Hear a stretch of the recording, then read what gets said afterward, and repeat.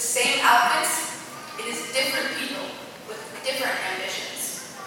Many of us have been in the audience, watching as our older classmates take a step into their futures. But now we are the older classmates. Now it's our turn to take a step into our futures. And what we do with them is in our hands. Steve Jobs once said something that I believe is an idea worth repeating. Those who are crazy enough to think they can change the world usually do. So let's be crazy. In every way possible, let's follow our passions and succeed at them until we've changed the world. Then when we have, let's change it some more. Whether it's through Justin Hammer's inspiring raps, Graham McKee's epic musical and artistic talent, Lydia Robles' mission work, or Colin Lewis's immense amount of patriotism, we will each find a way to leave a mark on this world, a way to be crazy. Now, it must sound strange, me advising you guys to be insane, but this type of insanity has nothing to do with asylums or psychiatrists. This type of insanity is about determination and the relentless chase to reach our wildest dreams. I wouldn't be surprised if in 10 years we'll all be reading in the news that Thomas Burgett has directed the next box office hit, or that Taylor White has become the CEO of a vast and fastly growing company.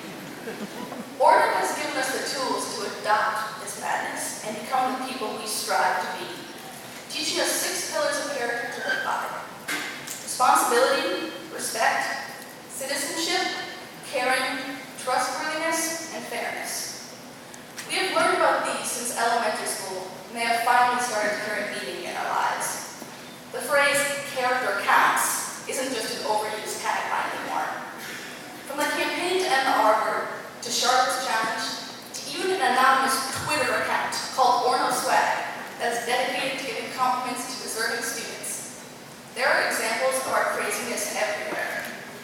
Now, the class of 2013 can graduate high school with the knowledge and ability to change the world.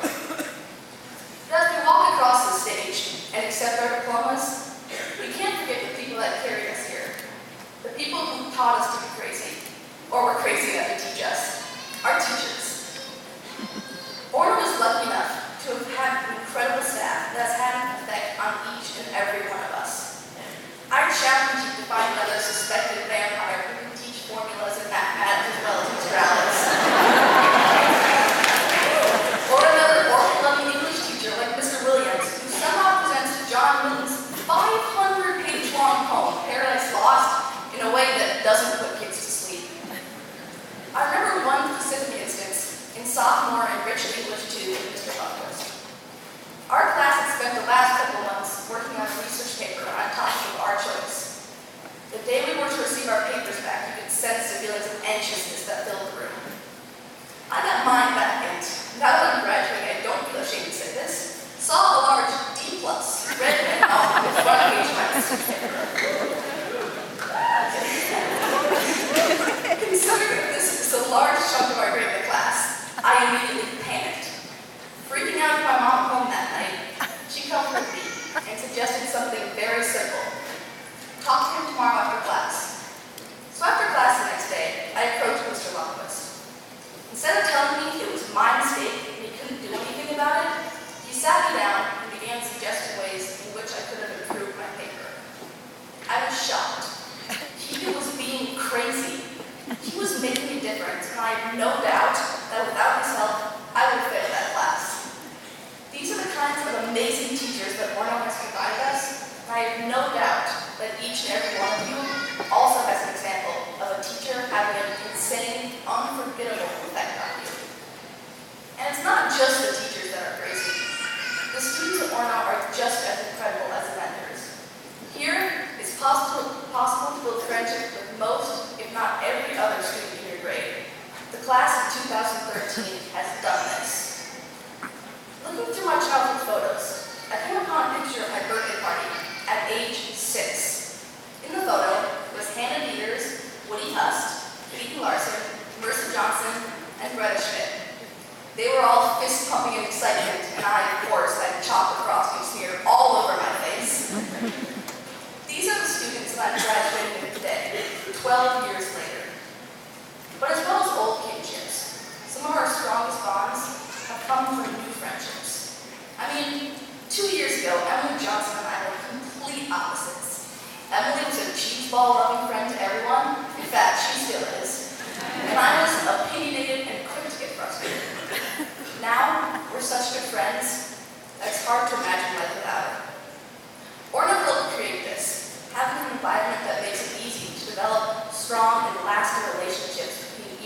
most unlikely cares. I firmly believe that there are people in these rows, in the audience in front of me, that I will be friends with forever. By tomorrow, our lives will have changed. We will begin our goodbyes, our farewells to everyone and everything we have ever known. We will be, for the first time, leaving this close-knit community where many of us have spent the majority of our lives, and being given the chance to insert some true insanity into our existence. I'm not going to stand up here and say it's scary, because it is. Taking a blind leap into the unknown is a daunting notion, and there are certainly things I know I'll miss. Bonding with Mr. Erickson, my peers in leadership class, venting to friends about how frustrating it is when underclassmen go up the wrong side of the stairs, or starting the day with Mr. Benson's awesome morning announcements. There are many aspects of high school that I will never forget. But instead of looking at this as a dreaded change, listen to Steve Jobs and look at it as an opportunity for madness. We have been blessed with the chance to remove the training wheels and feel the freedom and sense of empowerment that accompanies the independence we are soon to experience. So let's take advantage of this new opportunity and show the world what we can do. Let's show the world that we, the class of 2013, can be crazy enough to change it.